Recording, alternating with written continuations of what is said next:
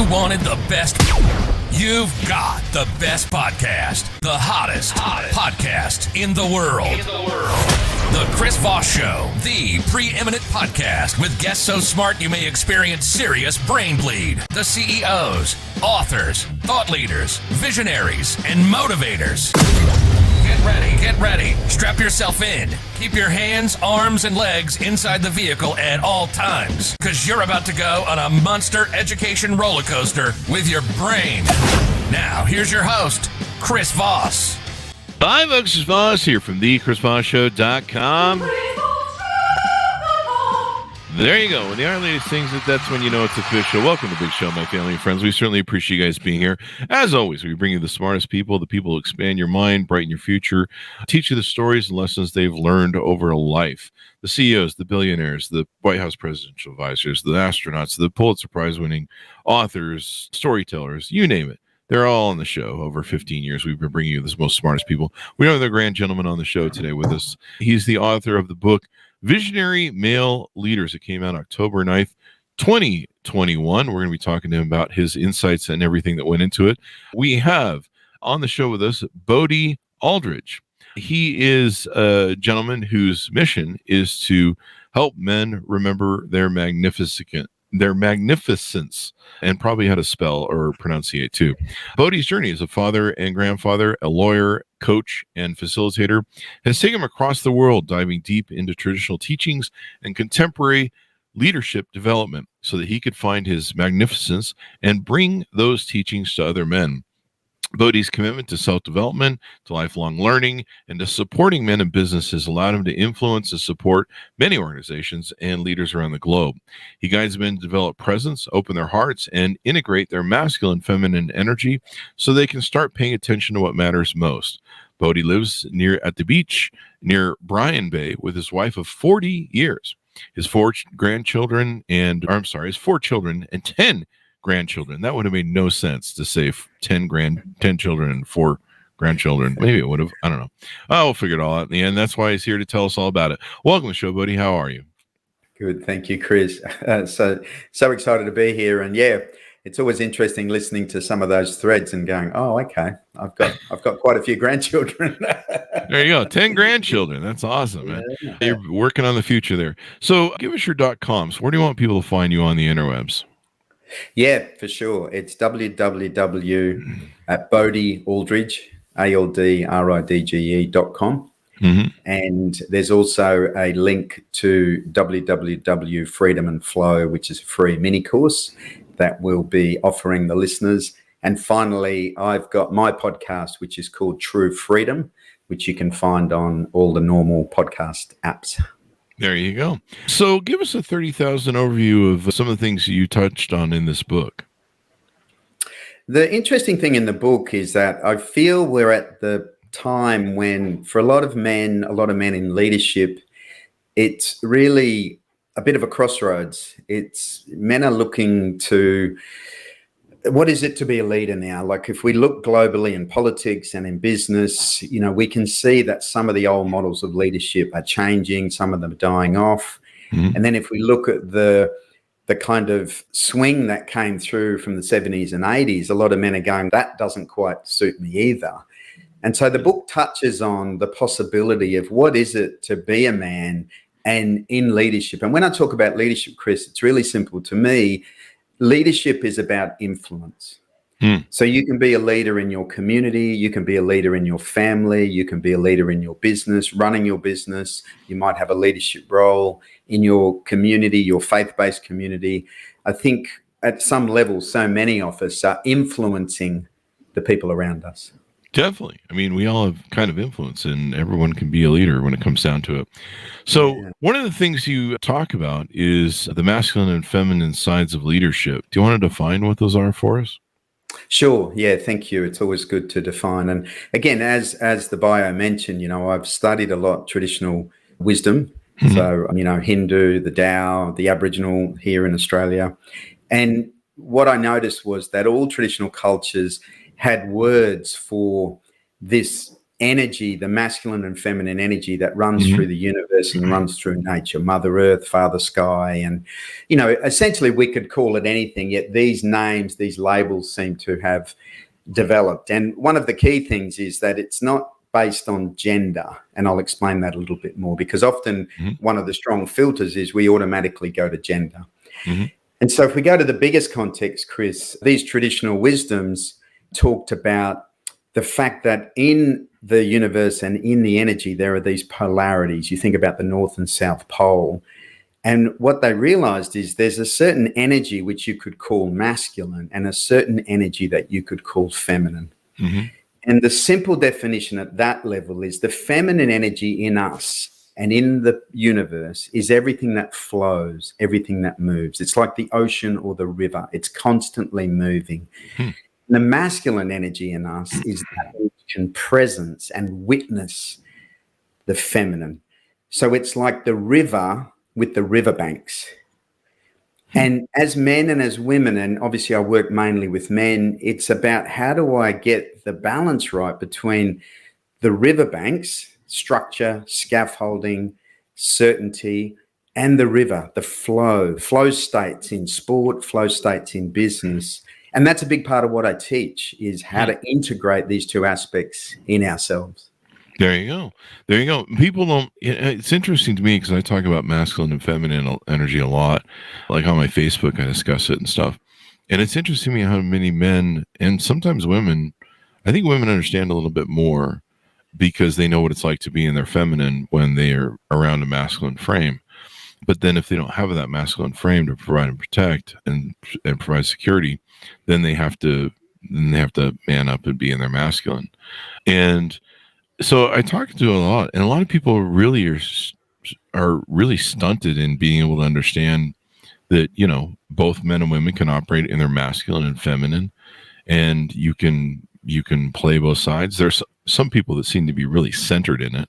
Like I've met men who are very emotionally centered in their feminine, and vice versa. I mean, I've met some women that can't come out of their masculine no matter how much you see this. And in America, you're in Australia. In America, we have some real serious problems over here with people really confused about whose roles are what and what roles are who and who's being who. What sort of challenges are you seeing in the world from your end of life, and what are men experiencing that they need more help with stuff like this? Yeah. And again, great awareness. Again, if I just thin slice it a little bit more. So again, it's not about gender. There's gender. We know that many conversations around gender fluidity, all those sorts of things. If we come into the different aspects of it, so firstly, there is our energy, our life force, almost like our sexual energy that comes through. And for most men, they're more in their masculine, and for most women, they're more in their feminine. Yet from there are also these traits. It's like this continuum of traits, the yin and the yang. So if you think about masculine traits, as you say, being the protector, holding space, that strategy, that linear, and these traits for the feminine of connection and compassion and collaboration, those traits are available to all of us. So what I see often, particularly in business, Chris, is a lot of women have had to use masculine traits, but they've lost their femininity. Because they didn't have that distinction. How can I still be in my feminine energy as a woman and be strategic and be linear? And what's happened is for a lot of men, their version of the masculine energy is, if you think about healthy and unhealthy anything, there's a lot of unhealthy hypermasculinity. So being a provider is a very important trait, but the ultra competitive aspect, the power aspect for some men can be a distortion. And so teaching men how to access healthy masculine and the traits that they need. Any of the listeners there who are fathers know what it's like to be tender with their children, know what it's like to be compassionate with their children. These are traits you can access as a man together with your ability to provide, to hold space, those sorts of things. There you go. It seems like, here in America, it's basically women are just being men. They're just operating in their masculine full time. And they kind of have to if they don't have that sort of thing. We have a lot of single mothers, and we have a lot of people that are single. And so if they don't have that, that's kind of where they have to be for security. So you work with men a lot. You talk to men about their issues and what they're into. In fact, most of the confusion, I think, that comes in our society is there's this bullshit lie that we're all equal, and we're not. And how do you square that sort of thing? There's no equality in the universe. We're complementary for a reason. How do you square the people that say men and women are equal, or masculinity and feminine are equal? Yeah, I think the conversation, the layer of the conversation is this whole conversation about diversity and inclusion, which isn't about equality. It's about embracing it all. It's embracing the diversity that women bring in their feminine, men bring in their masculine, the inclusion of different thought processes, different gender, different color, those sorts of things. And so for me, as you mentioned, one of the things I work with a lot of clients in the US, and often I end up working with the couples. I start working with the men. And what I've noticed for a lot of women in the US, as a generalization, is a lot of them have been almost sold the pitch that you can be a CEO of your organization, you can have 2 or 3 children, you can, basically almost do it all. And to your point, the reality is that for a lot of women that I've worked with in their, 30s who are, highly intelligent, highly successful, and then start to have a family, it creates this incredible internal conflict. Because there's a part of them that wants to nurture, wants to be with their children, but they've also been told and sold this cultural story that you also have to be the CEO. Yeah. And that's where this inequality, that's where every relationship needs to be a conversation between the partners. How does this family unit work for us? Yeah, I mean, a lot of the problems that we see out of it was we had a whole generation of women that were raised being told by their mothers, you can have everything. You can have it all now. And I think the generalization was, well, you can be a CEO and you can have a family, but no one can have it all. And the madness in our society is this drive to try and have everything, and the belief that you can master it all and that you can balance it. And what a lot of companies are finding is this burnout. There was somebody on the show recently who cited a attorney firm. It was a high-powered attorney firm, and the women there were making lots of money, insane sort of high incomes. They had great opportunities. They had great opportunities to advance, but they couldn't keep the women there at the office, and so they had brought in consultants that said, why are we losing women? And they found that women were burning out from being in their masculine. And then eventually, that screaming biological clock that they have eventually won the game, and they went and started families. And they were burning out from being in their masculine all the time. And I see a lot of masculine burnout from women these days, especially in their 40s and 50s. Yeah. And then they're, they end up defaulting to biology. And so basically the bullshit that's being sold to people is bullshit. People are always going to default to biology, even with all the stuff we get in America, where men have to do this, and men have to do that, or men have to be more like women, is basically what we get told. And then in the end, they're all chasing. When you see the data on dating apps, they're all chasing the top masculine, successful men. So they tell you one thing. We have nice guys who just will sit around and play with babies, but they're all chasing the top masculine men. So it's quite the double dipping dichotomy that's going on in our society. You're just like, there's a lot of bullshit going around. Again, it's the interpretation, as you say. So a couple of great points you make. So with the burnout for women in their feminine, again, what's occurred working with a lot of leaders and a lot of female leaders is that without awareness, a lot of women have had to develop masculinity and masculine traits to succeed in our current business models, law firms, as you mentioned, any of that. And one of the things, I ran a business breakfast just for women last year, and I was able to take them through some practices where you can stay in your feminine energy and, as I mentioned, access some of the masculine traits, because sometimes you need to be strategic, you need to be linear. And the journey for the feminine, for women in their feminine, Chris, is from depletion to replenishment. Most of them are depleted. One of the biggest issues for women mid-30s to mid-40s is adrenal fatigue. Oh. As you mentioned,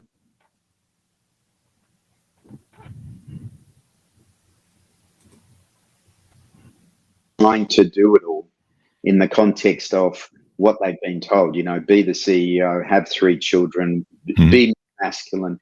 The flip of that, the other interesting study around women in leadership was that a lot of women get to senior roles, and as you say, normally, as a generalization, will have their family, and they look at the men. So go to the law firm, some of the studies around law firms, and of course I spent my first 20 years as an attorney, is that the women look at what it takes to go to the next level. And a lot of these men in the hyper masculine, distorted masculine were doing, 70 hours a week. They were doing whatever it took. And the studies show that a lot of women are looking at that going, I'm not sure if I'm willing, with a family, with balance, with my marriage, to really, that's the whole glass ceiling.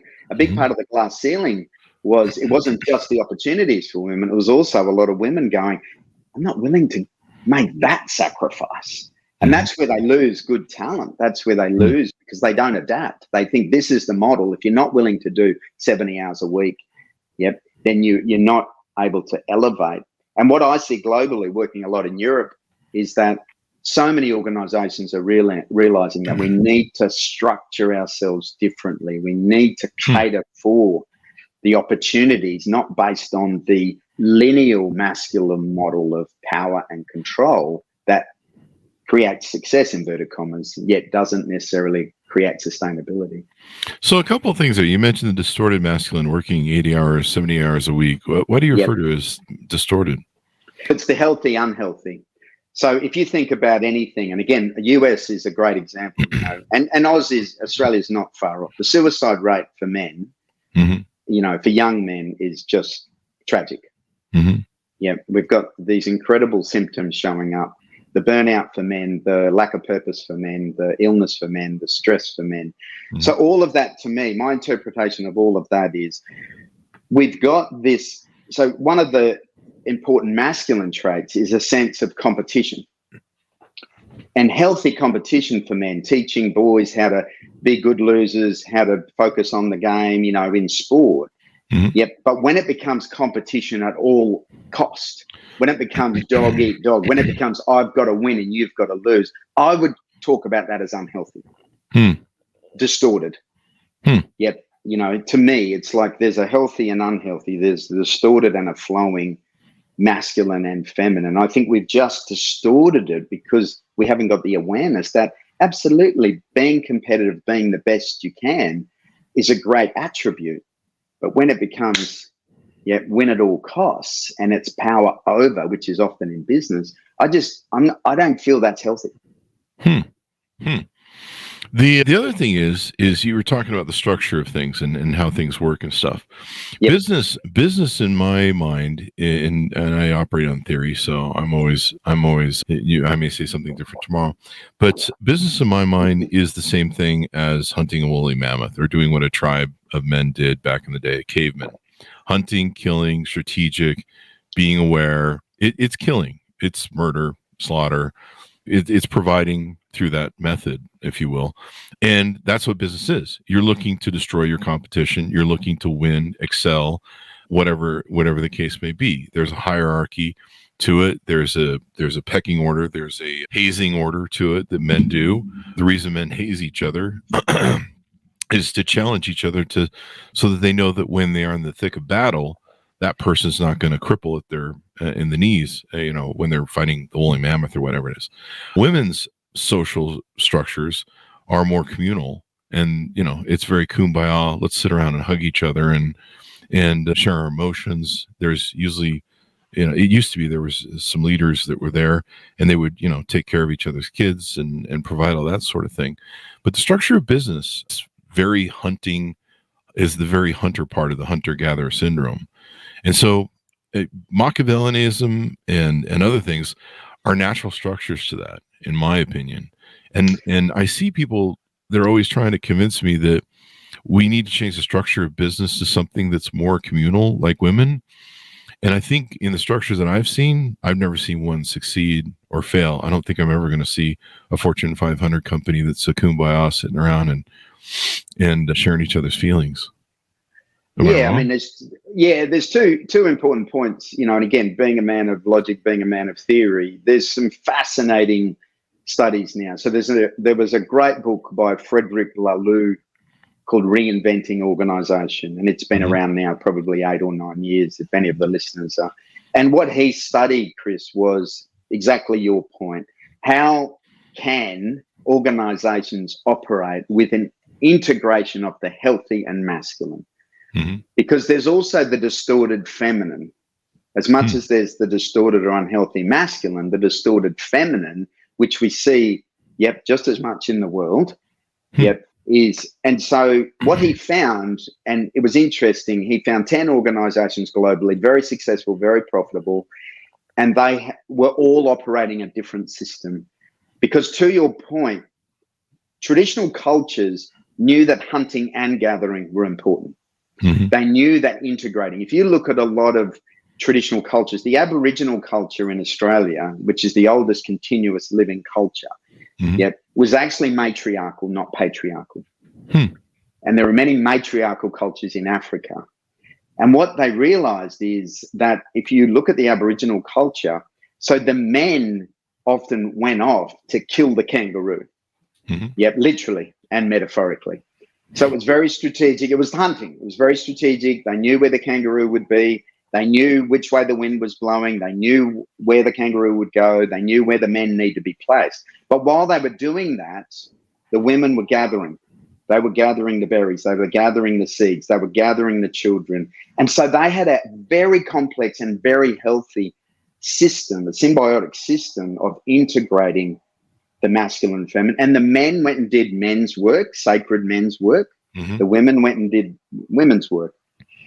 Now, what happened in our culture with organizations is what we adopted, particularly the Industrial Revolution, was the structures for organizations are the same that we designed for war, to your point. We have a general manager. We have a chief executive officer. And they're very successful in war. You have to have command and control. You have to have hierarchy. You have to have absolute compliance. In the middle of a battlefield, if a Marine goes, hang on a tick, I'm not feeling like it today, it's not going to work. The Marine needs to follow the order. The challenge with that is that what it allows for, again, in if we use the armed forces, it's a very healthy structure if you want to win a battle. Yeah. Battle for business, battle for war. Exactly. What happens in business, though, and the hazing's an interesting one, studying Japanese culture, because what happens is the distortion of this model. Again, it has a healthy and unhealthy. The unhealthy, if you think about power and you think about control, it's important to have a system where there is power and control. But true power is not the bullying. It's not the power over. It's not the domination from the top. Again, if you look at any of the armed forces, you look at some of the incredible work they're doing around how do we collaborate, and in the middle of a battle, you got to follow the leader. And so I guess it's a long answer to your question that I feel we are integrating, and some of those systems are healthy, and have in the right context. And some of them are being distorted. You know, in Japan, the hazing. So in Japan, what happens there is that essentially when you finish college, and during college, most of the successful baseball teams in Japan are owned by the big Fortune 500 companies. So whichever baseball team you go to, you end up working for that organization. So, you know, without naming names, you can picture some of the big Japanese organizations. And so it's part of the rite of passage, and which is an important thing for men and women, is the hazing. And so if you're a junior baseball player there, essentially you've got to go through, it's like the fraternity stuff that you see in the US. Now, again, my belief, that having done lots of rite of passage work with indigenous cultures, is the rite of passage, which has been heavily lost in our culture, is if you think about the hero's journey, you think about the journey for boys to men, there were certain milestones. So turning 7, and going to 13, 14, you go from little boy to big boy. Then you go from big boy to young man. And then about 18, 21, you go into becoming a man. And all traditional cultures, the boys were taken with the men and the girls were taken the women, and they were initiated. What is it to move from little boy to big boy? Mm-hmm. And, you can't hang on to being a big boy if you're now an adult. Yep. And so the hazing, the fraternity, the stuff that goes on in a lot of the Western cultures, Japanese culture, I believe is, again, using that word distortion of, it is about initiation. It is about a rite of passage. It is about you're the new person in the team, in the business, in the fraternity. I just feel that at times it's kind of lost a little bit of its context. That's just my personal view. So I'm trying to understand, to make sure I understand all this thing. We'll move backward in order. So the hazing that men do is pretty, to my understanding, is pretty universal. Like, we do it in gaming all the time. And I don't care how many years I've been playing with somebody, how well I know them. The hazing element that we do is to make sure we're all up on the par. Hey man, you awake? You live? You on point today? We got to go do, we got to go do battle. We got to do war. We got to go hunt. You on point? You're a little off today. You're falling down. You been drinking too much today? Hey, what's going on, dude? You're not performing to par. And that's how men keep each other in check and in line. And so to me, it's not really about initiation. It is part of that sort of thing. But it's also making sure that, you see football players do it on the team to each other when they're during the game or throughout the game, and even if it's just patting someone on the back, giving some support, or slapping somebody on the ass like they do in football games. I think they banned it. Didn't they ban it? I never see it anymore.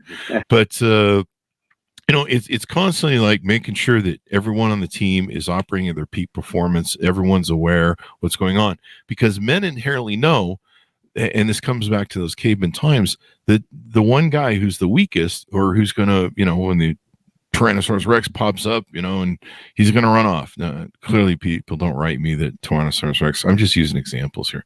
But, he's going to run off, and then everyone's going to die because they needed that one guy to maybe overcome this thing. So that's kind of how I look at hazing. Okay. And sorry, just jump in. I didn't give hazing that meaning, a slightly different meaning for me, but absolutely to your point. To me, what I'd call that is commitment. Are you on and committed today? Are you committed to the team? Are you committed to your role? Are you here, present? So because I'd still call it hazing, because we break balls. We here in America, we call it breaking balls. Mm-hmm. So I'm going to go up to you and be like, "You got your shit together, fucktard," right? And we can talk to each other that way as men. Can't talk to women that way. We can talk to each other as women, because we know, because I know, okay, my buddy loves me. He cares about me. He's breaking balls because he wants to make sure that we're all fucking, we're all up to par here. And so to me, that's still hazing. But it's, there's different definitions people can have. Now, you mentioned that the Aboriginals were a matriarchal society, but then you described a natural caveman society. So how were they predominantly matriarchal? It's interesting. The studies around herds in animals is fascinating. And if you're a hunter, you may notice this, because we used to think it was the stag deer that led the tribe. But the studies now, the footage is incredible. If any of the listeners are interested, what they realized is that if you think about the herd, the stag was often out in front. The stag was often the biggest, and obviously genetically the most desirable. But what they found was, before the herd moved, the older females were signaled to each other where to go. So they were actually directing the herd, and then it was led by the stag. And it's the same in indigenous cultures. The women, the matriarchs, were holding the energy. They knew, where the tribe needed to go. They knew what the children needed. They knew where the berries were. They knew where the water holes were. But then the men went and executed through the masculine. They went Yep, and followed through that linear, through and that provided strategic. the security. Exactly. Yeah. So it's fascinating. Some of the studies. Wouldn't the women know that from their roles as gatherers? I mean, that's their caretaker. Yeah, Their job is to caretake the thing. So they would have to know that data. That wouldn't be men's data to have to know. Yeah, it's like exactly. It's like if I'm the top breadwinner in my home, and I'm doing the masculine, providing this security. I've heard this complaint in divorce court where women will say he doesn't know the teachers that the kid has, and I don't know what sort of whatever fucking things going on in the school. And it's like, he doesn't need to. That's your job in the feminine, to take care of the water or wherever the thing is. I mean, the providing for the children. That's a feminine role. And whether or not you want to share that role, with your marriage, work it all out on your guys' end. So it's interesting to me. You mentioned the amount of suicides men have. I mean, it sounds like you guys have the same sort of thing we have going on here. Men's suicide is incredibly high. Why do you think that is? The two fundamentals for men, for the masculine, a sense of belonging and a sense of purpose. And what's happened in our culture, the nuclear family, the disconnection of community, the loss of village is, and I'm not sure what your experience is, but so many of us men, young men, teenagers, we often don't have that sense of belonging and fitting in. Where do I fit in? Sometimes you find it in a sporting team, you might find it in a family. And so a lot of young men have lost a sense of where's my community, where's my tribe? And then purpose, is so important. Men need a reason to get out of bed. We've got to have that purpose. And, having worked with a lot of young men here in Australia and setting up different organizations, when they feel a sense of belonging, I belong to this group, I belong to this tribe. And that's what we see in a lot of social media, in the gaming world. You're experiencing that. People want to belong to that community, whatever nuance it. So giving young men a sense of belonging and then giving them purpose. And for a lot, certainly in my community, there are disadvantaged youth here. And for a lot of them, it's just, getting an apprenticeship, getting a trade, having a job, a purpose, the whole conversation around employment, those sorts of things. So I believe they underpin. And out of that, just to continue, is that we know that the loneliest people on the planet are middle-aged white men. Yep. And that's because they've lost belonging. That connection. Where do I fit in? I'm lonely. And if you think about the trajectory, they have their friends at college, they may have their football friends, and then they lean into their career, and obviously they lose a bit of touch with that. And suddenly they find themselves, kids might leave home or they might grow up and they're going, where do I fit in here? Definitely. And I think there's some of the causes, the real deep causes, Chris. Definitely. I think at the core of that, I came from the last generation that was raised by alpha men, and I was the cusp of it because it was my grandfather. But then my father was a beta, and he was stuck in his emotion and trapped in his emotion, and he was struggling with his balancing logic and reason. He sure discovered narcissism, though, so he had that going for him. It's always good to pick one of the dark triad traits to run. But then he still had emotion. So his real grounding was in emotion when it came down to it. But I had a alpha masculine grandfather and stuff. And so it started with the 60s with us, with the rise of feminism, the attack on men seeing their families, the rise of divorce and everything else, sexuality becoming more open and free, which I'm not sure was always a good thing. And basically the disposability of men. Men started being attacked very early on in the 60s by advertising, because they knew that when we're sitting at home watching TV and playing, using men and fathers as the joke poke, and that's when we really started to be devalued in society. And as men tried to adopt, and they're like, okay, there's toxic masculinity, all these hateful people are telling us, then, okay, we'll try to be more feminine, we'll try to back down. And then it's just gotten worse. And then you had basically emotionalism has taken over to where it's a largely feminine society that we live in. You see the participation trophy generation, that was feminine. It's kumbaya. Everybody gets an award. We don't have to have this battle for being number one. Everyone can get a hug and have body positivity and crap. And men just bought it hook, line, and sinker. Make her happy wife, happy life, just whatever, make her happy, just give her whatever she wants.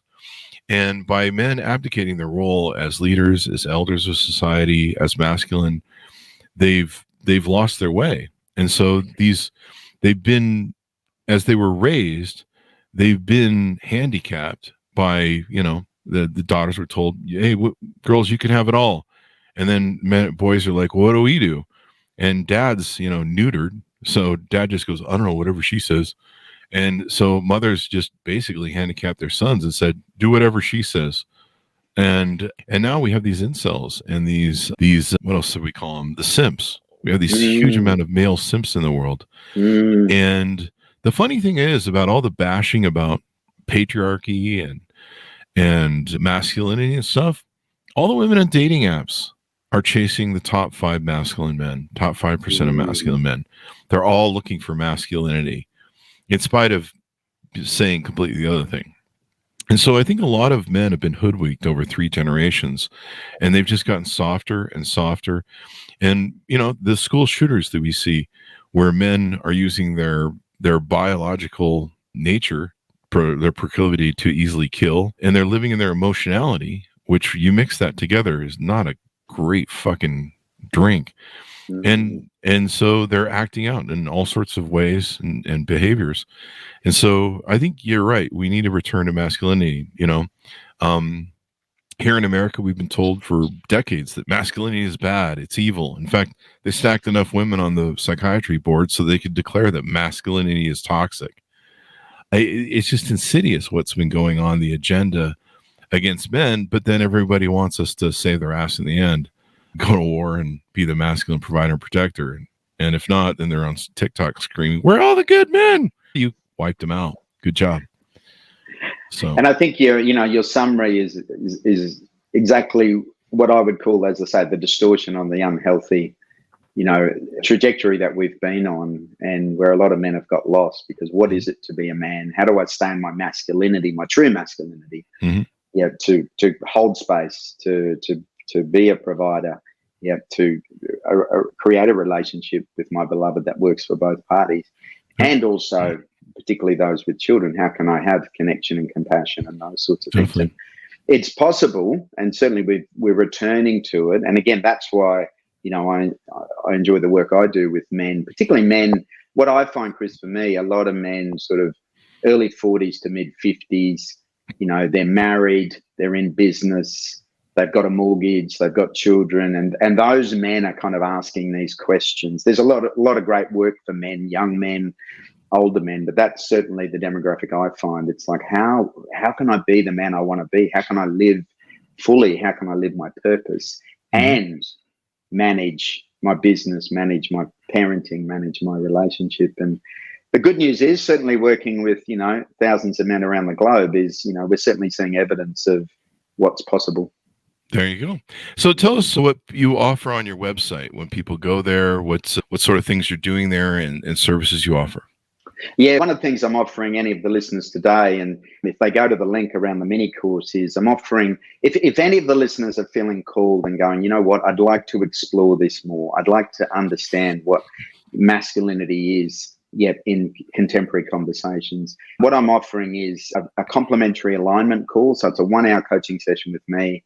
It's available for any of your listeners if they click on the link and just reach out as part of, being on your podcast. And then that alignment call is a matter of going, is this work something that interests you? And then what happens then is, normally what I start with, Chris, with clients is I normally start with some one-on-one coaching. We do a 3-month package where we go deeper in these concepts. We go deeper and very bespoke around what's going on for you as a man. What have you been sold around the image of masculinity? How do you navigate these things? And then a lot of the men, I now run group programs for men where we go deeper, virtual programs, men from around the globe. Again, exploring these concepts. The teachings that I've learned from my business leadership training and my traditional wisdom training are about how to get more present because we're very distracted. There's so much distraction. How to find my purpose. Yep. What is my purpose? And how to bring more passion into my life, how to bring more joy. And so that's very much what I'm offering any of the listeners, and, you know, working with men who are up for it. There you go. There you go. We need to bring back masculinity and teach men that there's masculinity isn't toxic. It's healthy. It's what all the women are chasing at my thing. I hear so many complaints from women that they cannot find masculine men. They don't like finding emotional men. And, you know, I've studied all my life from a childhood basis. I had to deal with seeing the difference dichotomy of an alpha and a feminine grandfather and a very weak grandfather and a completely toxic grandmother who she couldn't operate safely in her feminine. That was basically it. So thank you very much for coming on the show, Bodhi. Give us your .com one more time so people can find you on the interwebs. Yeah, www.bodhi, B-O-D-H-I, Aldridge, ALDRIDGE.com. And True Freedom is the podcast. And then Freedom and Flow is the mini course, www.freedom and flow. And to your point around the most attractive thing to the feminine is a man who's present and on purpose. And any of the listeners who'd like to cultivate that, please reach out. Happy to help. There you go. So thanks, Matt, for tuning in. Go to goodreads.com/Chris Voss, LinkedIn.com/Chris Voss, Chris Voss 1 on the TikTok, and Chris Voss Facebook.com. Thanks for tuning in. Be good to each other. Stay safe. And we'll see you guys next time.